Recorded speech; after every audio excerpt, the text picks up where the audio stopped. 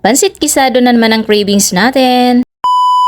Bali nga, sisimulan natin sa paggagayat ng mga sangkap bago natin lutuin ang ating cravings for today's video mga mams. Basic na nga lang po ito sa ibang mga mamis natin, pero ang video ito para dun po sa mga hindi pa marunong magluto ng pansit kisado na favorite nating lahat. So ayan, mainit na yung mantika natin, nilalagay ko na yung ating bawang at sibuyas. Papalabasin lang natin yung aroma nila and then sinunod na natin ang ating mga chicken na sahog ng ating pansit kisado. And then isusunod naman natin yung ating mga liver, chicken liver yung gamit ko, and then igigisa lang natin yan ng maigi para hindi siya malangsa. Yes po, isasangkot sa lang natin yung maigi. Pwede po kayo dito maglagay ng hipon or pwede kayo magsahog dito ng pork. Nasa sa inyo yan kung anong gusto nyo isahog. Para sa akin, ito yung way ko ng pagluluto ng pansit kisado. And then nilagyan ko na nga po ng chicken stock. Ayan, bali ang ginamit na chicken stock dyan ay yung pinakuluan natin ng native chicken. Mas malasa yan. And then naglagay na ako ng mga pampalasa. Depende na yan sa inyo kung anong mga pampalasa ang inyong ilalagay. But for me, naglagay ako ng oyster sauce. Konting toyo, patis at black pepper. And then isusunod na natin yung ating mga gulay. Tulad nitong carrot kasi medyo matagal maluto ito. Ito yung uunahin natin ilagay. So ganyan po pala ako magluto. Bali ginigisa ko lang muna yung mga gulay and then aalisin natin yan para hindi naman masyado maluto at ma-overcook ang ating mga veggies. Then ilalagay na nga natin itong mga beans at iba pang gulay para maluto na sila at hindi naman masyado ma-overcook yung ating carrot para sabay-sabay lang sila maluto. And then hahanguin na natin yan after 5 minutes para hindi naman siya ma-overcook. Masarap kasi yung medyo crunchy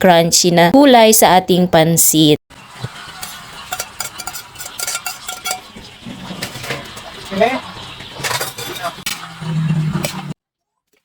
Ayan, luto na nga ang ating veggies. Hanguin na natin sa kahirapan at isi-set aside natin. At luluto naman natin ang ating pansit bihon. Napakadali lang naman ang recipe natin for today's video mga moms. O diba, basic na nga po ito sa ibang mga mommies dyan. Sabi ko nga kanina, ang mga cravings natin ay kayang-kaya na nating lutuin. Basta sundan nyo lamang ang videong ito at panoorin hanggang dulo.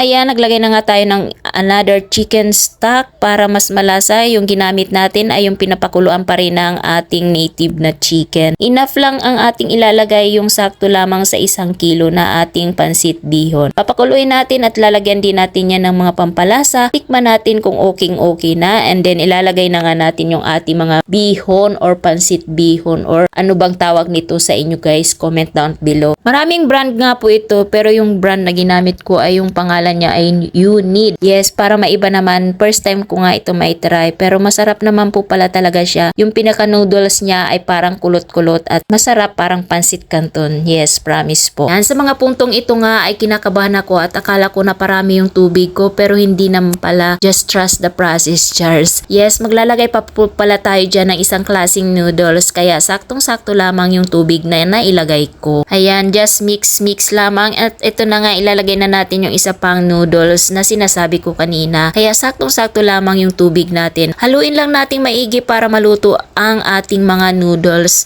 evenly.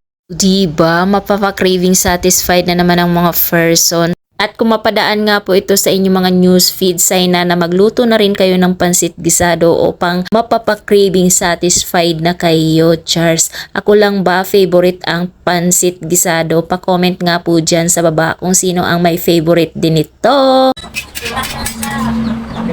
Oo. Ito na yan guys, ang aming pansit. Natin. Para sigurado tayo sarap.